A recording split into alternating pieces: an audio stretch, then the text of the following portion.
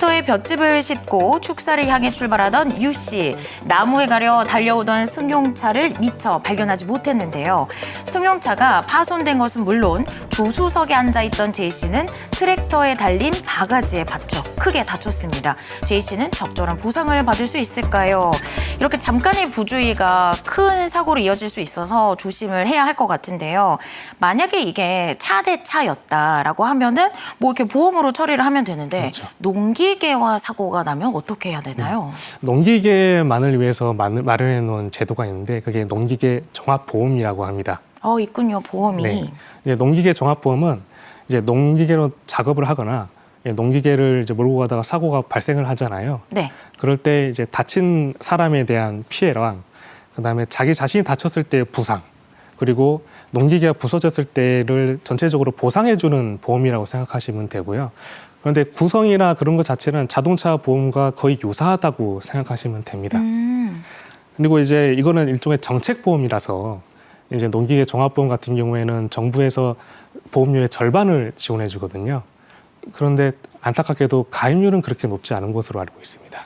가입을 미리 해두면 참 좋을 것 같은데.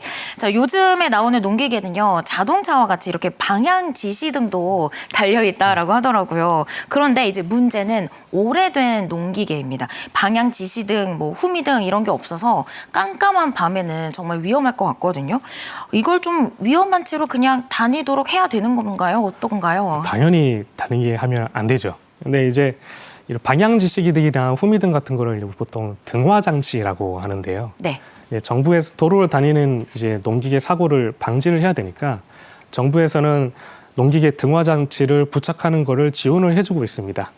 이제 보통 이제 경운기나 트랙터 같은 경우는 이제 농기계를 이제 소유하고 있는 농가를 대상으로 해서 등화 장치를 부착해주고 있고 그 방법은 주민센터에 방문해서 신청하면 됩니다. 생각보다 쉽네요. 자, 그렇다면 수확철 농기계 사고를 좀 막기 위해서는 어떤 점들을 우리가 주의를 해보면 좋을까요?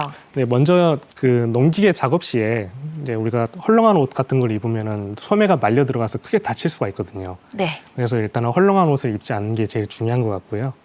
그리고 이제 우리가 시골 같은 경우에는 좀 좁은 도로나 좀 올라가야 되는 경사진대가 많은데 그럴 때는 속도를 좀 반드시 줄여서 운전을 할 필요가 좀 있습니다.